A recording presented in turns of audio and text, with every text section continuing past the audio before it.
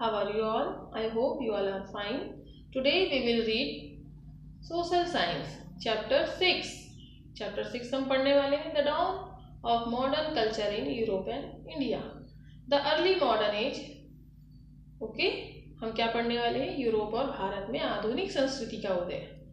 पूर्व आधुनिक काल सन 1300 से सन 1800 ईस्वी तक. ओके इससे पहले हम जान लेते हैं कि हम क्लास 8th में जो पढ़ा था, क्या पढ़ा था? इतिहास को 3 कालों में विभाजित किया जाता है, जैसे प्राचीन काल एंशिएंट एज, मध्यकाल मिडिवल एज एंड आधुनिक काल मॉडर्न एज. तो हमने मॉडर्न एज के बारे में हमने पढ़ा था प्रीवियस चैप्टर में. सो अब हम देखेंगे आधुनिक काल. Okay student, so in this chapter we shall learn about many countries beside India. Let's first recall what we have learned about different countries in class 7th. Okay तो आप लोग तो जान ही सकते हैं कि ये यूरोप कहाँ है. यूरोप महाद्वीप के बारे में हमने पढ़ा था क्लास 7th में. तो यह भारत के उत्तर पश्चिम दिशा में स्थित है. सो आप लोग एटलस में सर्च करिएगा.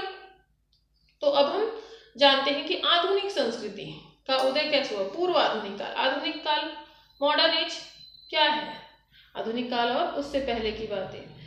तो आधुनिक काल से आपका क्या मतलब है? आपका तात्पर्य क्या है? जैसे आधुनिक, किसे आप आधुनिक कहेंगे? आधुनिक काल जिसमें हम रहते हैं, उसकी कई पहचान हो सकती है. जैसे हम किन बातों को आधुनिकता की पहचान मान सकते हैं? जैसे कि हमने आधुनिक काल और उससे पहले के कालों से जो अलग मतलब देखा, जैसे आर्थिक व्यवस्था, सामाजिक व्यवस्था में, विचार और संस्कृति में हो सकता है, राजनीतिक व्यवस्था में हो सकता है. इन सारी बातों पे हम चर्चा करेंगे. जैसे आधुनिक विश्व की और भी पहचान हो सकती है. जैसे आमतौर पर माना जा सकता है कि औद्योगिक उत्पादन और लोकतांत्रिक राज्य इस जो युग की है जो मुख्य पहचान है. जैसे the process of change in Asia and Europe begin some time from 14th century, okay, and continue till 1750 CE. Religious, politics, art, commerce and trade saw many changes during this 450 years.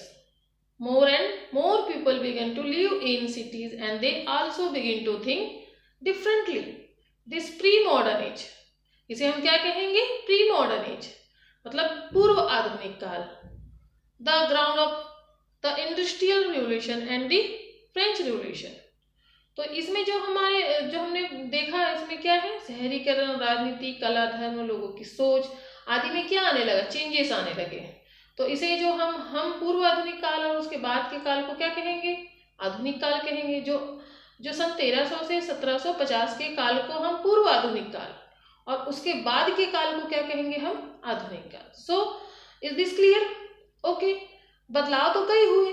जैसे केवल सांस्कृतिक, धार्मिक और वैचारिक बदलाव की बात करेंगे तो 14वीं से 18वीं सदी के बीच 3 तरह की प्रक्रियाएं हुई. जैसे कौन कौन से प्रोसेस हुए? हम इनके नाम से जानते हैं. जैसे कि देखा जाए पूर्व आधुनिक काल में बदलाव के विभिन्न पहलू, जैसे रेनेसां या पुनर्जागरण, और फिर धर्म सुधार, रिफॉर्मेशन, एनलाइटमेंट, प्रबोधन अर्थात विज्ञान, लोकतंत्र और प्रगतिशील विचारों का विस्फोट हुआ.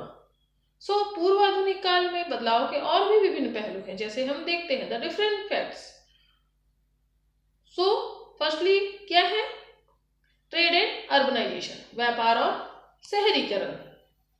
तो ये जो मध्यकाल के अंत में व्यापार, शहरीकरण, मध्यम वर्ग का उदय हुआ, केंद्रीकृत राज्यों की सोच से जो समाज में बदलाव हुआ है ना, जो क्या क्या, जैसे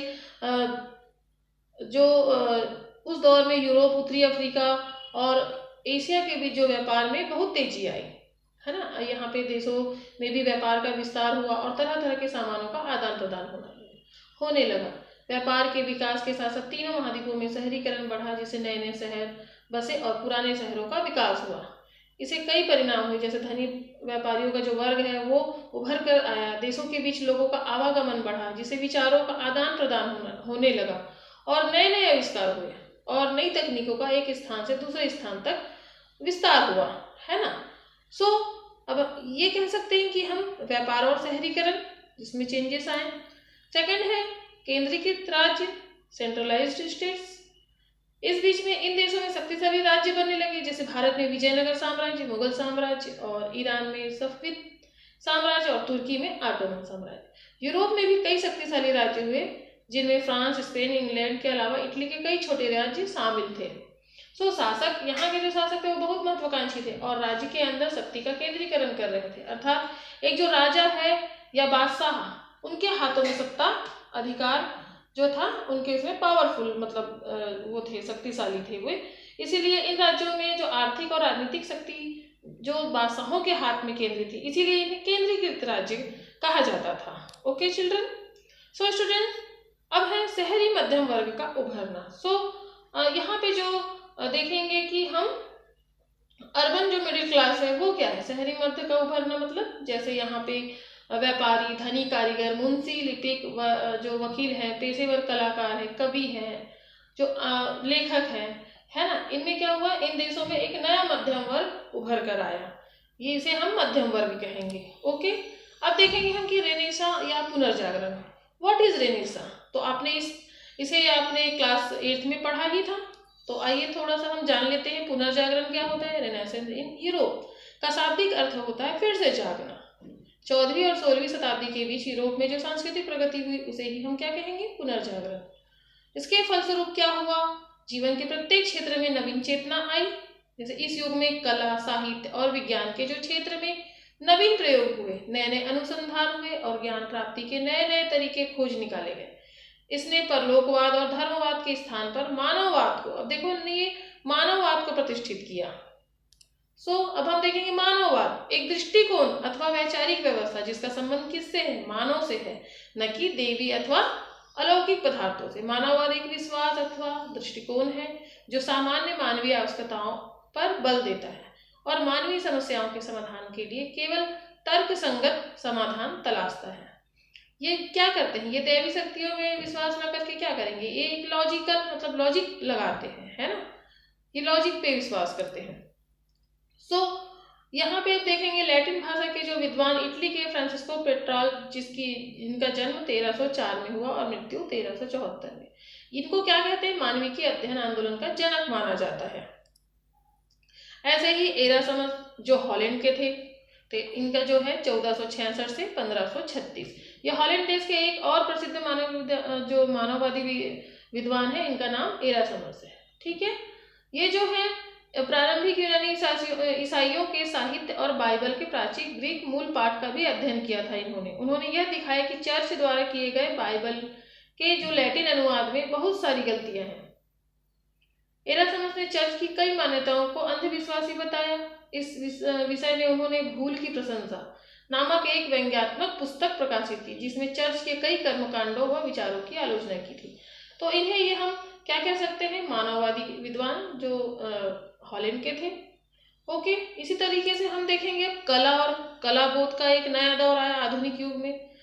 कला और कलाबोध का एक नया दौर, जैसे कि हम देख सकते हैं मध्यकालीन वास्तुकला में सबसे खास बात यह थी कि भवन निर्माण में मेहराब और गुंबद का व्यापक उपयोग होने लगा था। यह तकनीक मूलतः प्राचीन यूनान और रोम में विकसित हुई थी। आप लोग यहाँ पर देख सकते हैं यूनानी मंदिर है ना, इनके जो गुंबद है, हम देख सकते हैं कि यूनानी मंदिरों में जो छत का वजन उठाने के लिए खंभों का उपयोग किया जाता था। भारतीय मंदिरों में भी खंभे और आड़ी बीम छत का जो वजन ढोने का काम करती थी। ये मोटे मोटे जो बीम के द्वारा इसे खड़ा किया जाता है। मध्यकालीन भारतीय मंदिरों में जो केवल खंभों व बीमों पर उपयोग करते हुए अति विशाल और ऊंचे ऊंचे भवनों का निर्माण किया गया। यहाँ हम खजुराहो के मंदिर का भी देख सकते हैं। जैसे ये देखिए रोमन मेहराब है ना, ये रोमन मेहराब है। ये देखिए सन 1054 में बना खजुराहो का कंदरिया महादेव का मंदिर, इन्हें भी देखिए, ये भी अति विशाल है। जो इनमें जो बारीक कारीगरी हुई है ये भी आधुनिक काल की है।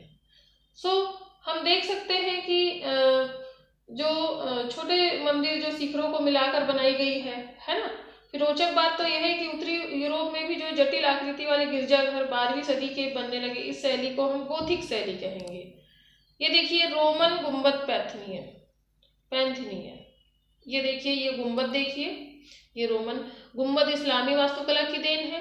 यरूशलेम ने सन 691 में जो बना गुंबद डोम ऑफ द रॉक का चित्र।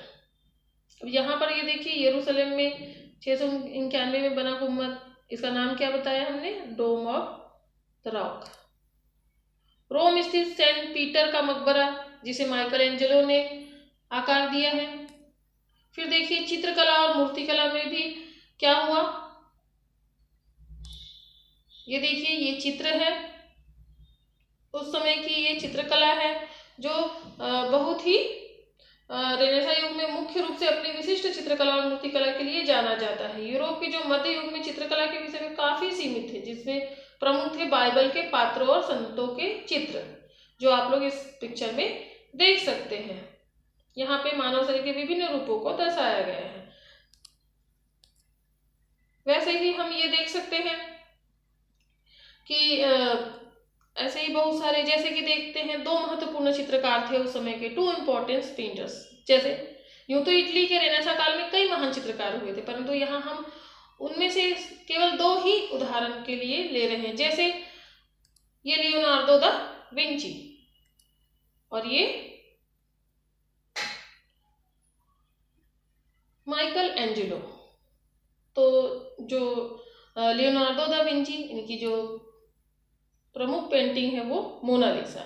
इस मोनालिसा को देखिए आप लोग, इसमें हल्के जो मुस्कुराहट है वो उस काल की देन थी, है ना, जिसमें इस चित्र में दर्शाया गया है। माइकल एंजेलो के द्वारा बनाया गया ये पेंटिंग देखिए, इसमें से प्रमुख है ला पिएता का, जो इस पिक्चर में आप लोग देख सकते हैं। उन्होंने इटली के बेदाग संगमरमर का अभूतपूर्व उपयोग किया। यहाँ उनको सबसे प्रसिद्ध कृति क्या है? ये ला पिएता। इस मूर्ति में मानव शरीर, मानवीय भावनाएं और कपड़ों का यथार्थ चित्रण है। साथ ही मृत बेटे को गोद में थामने वाली माँ का शोक उसकी गंभीरता में स्पष्ट झलकती है। आप लोग इस पिक्चर में देख सकते हैं कितना स्पष्ट दिखाया गया है कि कितनी भावनाएं इसमें चित्रित है। ऐसे ही इस समय की पेंटिंग है पूर्व आधुनिक कालीन भारत में चित्रकला। देखिए जैसे भारत में 15वीं सदी में चित्रकला का एक नया दौर शुरू हुआ। जैसे इसमें हूबहू बनाकर उनके आदर्श रूप को दर्शाया जाता था। जैसे कि यहाँ का जो ईरान का सबसे मशहूर चित्रकार था बिजहाद, इनकी जो पेंटिंग है ना 1450 से 1535, जिनका एक चित्र यहाँ दिया गया है। जब भारत में मुगलों का शासन स्थापित हुआ तो उन्होंने बहुत से ईरानी कलाकारों को भारत में आमंत्रित किया था। इन कलाकारों के साथ प्रारंभिक जो पारंपरिक भारतीय चित्रकार भी जुड़ गए थे। ये वे लोग थे जो चटक और विविध रंगों के उपयोग में दक्ष थे। इसी प्रकार से है एक मिस्किन का बनाया हुआ चित्र, ये देखिए आप लोग, महाभारत और उसके परिशिष्ट हरिवंश पर आधारित है। फिर विचित्र,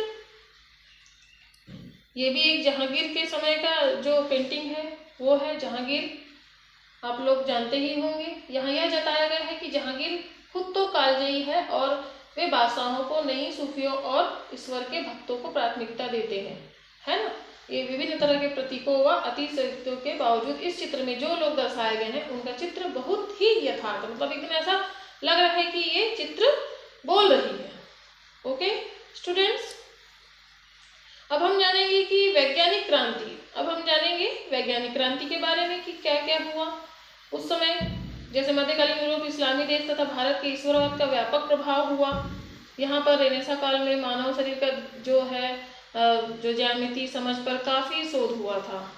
अब हम देखेंगे कोपरनिकस के ये विचार और बहुत सारे जो वैज्ञानिक हुए वो किस तरीके से अपना, मतलब जो दार्शनिक है वो क्या क्या सोचते हैं। जैसे उस समय तारों और ग्रहों की जो है बातें होती थी। जैसे कहा जाता था कि तारे जो है, मध्यकालीन विद्वानों का जो ये मानना था कि पृथ्वी ब्रह्मांड के केंद्र में है और बाकी तारे सूर्य, चंद्रमा और ग्रह पृथ्वी की परिक्रमा कर रहे हैं। यह धारणा जो प्राचीन यूनानी दार्शनिक अरस्तु की दी हुई थी। साथ में यह भी माना गया था कि पृथ्वी सपाट है। कई मध्यकालीन खगोल शास्त्रियों ने आसमान में ग्रहों की चाल का अवलोकन किया और यह पाया था कि सिद्धांतों में कुछ समस्याएं हैं, क्योंकि ग्रहों की चाल इन धारणाओं के अनुरूप नहीं थी। इनमें से प्रमुख था पोलैंड देश का निकोलस कोपरनिकस, जिनका जन्म 1473 से लेकर मृत्यु 1543। कोपरनिकस ने अपने जीवन के अंत में एक पुस्तक प्रकाशित की जिसमें उसने कहा कि ऐसी ढेर सारी समस्याओं का निदान हो सकता है यदि हम यह माने कि ब्रह्मांड के केंद्र में पृथ्वी नहीं बल्कि सूर्य है और पृथ्वी सहित सारे ग्रह उसकी परिक्रमा करते हैं। सो स्टूडेंट्स, कोपरनिकस के ये विचार जो उन दिनों में काफी क्रांतिकारी थे, जैसे कि ये देख सकते हैं आप, जो निकोलस कोपरनिकस है, इन्होंने क्या किया था, उन दिनों काफी क्रांतिकारी विचार जो थे, जैसे ये लोग मानते थे जैसे पृथ्वी जो हमें स्थिर लगती है वह वास्तव में सूर्य की परिक्रमा करती है। चर्च के अनुसार ईश्वर ने पृथ्वी को ब्रह्मांड के केंद्र में बनाया था ताकि मनुष्य उस केंद्र में रहे। इस कारण चर्च ने भी इन विचारों का विरोध किया था। सो इन गणनाओं का गहन अध्ययन एक खगोल शास्त्री जो है केपलर है ना, और गैलीलियो, ये देखिए ये टेलीस्कोप, गैलीलियो ने भी नाविकों में एक नए आविष्कार टेलीस्कोप का उपयोग ग्रहों को देखने के लिए किया था। उसने पाया कि बृहस्पति और शनि जैसे ग्रहों के चारों ओर कई चंद्रमा जो है परिक्रमा करते हैं, पर सवाल था कि ये ग्रह चंद्रमा कैसे घूमते हैं, उन्हें धक्का कौन देता है, यह समझने के लिए चीजें क्यों चलती है या रुकती है। उसने कई प्रयोग किए, जैसे भारी और हल्की चीजों को ऊंचाई से गिराकर देखना कि क्या उनसे गिरने के समय में कोई फर्क है या वे एक साथ गिरती हैं। ऐसे कई चीजों के उन्होंने ढूंढ निकाला। सो जो गैलीलियो की खोजों के आधार पर अंग्रेजी वैज्ञानिक आइजैक न्यूटन है, उन्होंने क्या कहा था,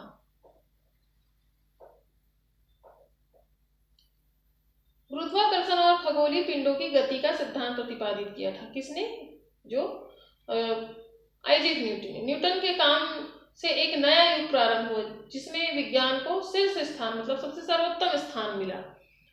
ऐसे ही समुद्री खोज हुए, समुद्री यात्राएं और भौगोलिक खोजें हुई, जैसे जो ध्रुव तारे की स्थिति से ये लोग जो है समुद्री मार्ग जो है खोज निकालते थे। पहले जब रास्ता पता नहीं होता था तो ये समुद्र के किनारे किनारे जाते थे, क्योंकि इन्हें दिशाओं का ज्ञान नहीं था। तब इन्होंने बाद में क्या किया, समुद्र में यात्रा करने के लिए एक ही उपाय था, तारों व ग्रहों का अवलोकन। उनकी मदद से पृथ्वी पर अपनी स्थिति पता लगाना और रास्ता जो है वो निर्धारित करना, मतलब ये खोज निकाले थे। समुद्री यात्रा करने वाले जो नाविक क्या थे, धन की खोज में निकलते थे। कई नाविक इस उद्देश्य से निकलते थे कि नए ईसाई धर्म को फैलाएंगे और इससे उन्हें जो है श्रेय मिलेगा, पुण्य मिलेगा, है ना। और जो है वहां के तत्कालिक जो उस समय राजा होते थे वे उन लोगों की सहायता भी करते थे। ये देखिए, जैसे वास्को डी गामा सन 1498 में इन्होंने भी समुद्री मार्ग की खोज की थी। जैसे क्रिस्टोफर कोलंबस, इन्होंने भी इनसे पहले की थी खोज 1492 में। सो इन्होंने समुद्री मार्ग की खोज की। और एक और जो बाद में पुर्तगाली नाविक जो अमेरिको वेस्पुक्की ने यह स्थापित किया कि यह एक नया महाद्वीप है, उसी के नाम पर इस महाद्वीप का नाम क्या पड़ा, अमेरिका पड़ा। उन्होंने क्या किया था, नया ही रास्ता खोज निकाला जिसका जो नाम है वो क्या है, अमेरिका, इनके नाम पर पड़ा था। उसी के नाम पर इस महाद्वीप का नाम उन्होंने अमेरिका रखा। इस प्रकार इस्लामी देशों के विद्वानों का जो मानववाद के विज्ञान में ये महत्वपूर्ण योगदान रहा था। इस तरह आपने देखा कि भौगोलिक खोज का एक बहुत बड़ा कारण बना, जिसके कारण बहुत से जो है खोजें हुई और वैज्ञानिकों ने समुद्री मार्ग को खोजने के लिए जो है सारे उपायों को सुझाया, है ना। और इसी तरीके से नए नए खोज हुए। सो हमने देखा कि जो यूरोप और भारत में आधुनिक संस्कृति का जो उदय हुआ इसी तरीके से हुआ। वहाँ पे कला, संस्कृति, चित्रकला को देखा हमने, और कला, है ना, साहित्य, इनका हमने देखा, मानववाद हमने जाना। सो स्टूडेंट्स, आप लोग भी इस चैप्टर को घर में एक बार रिवाइज कीजिए। So students, stay home.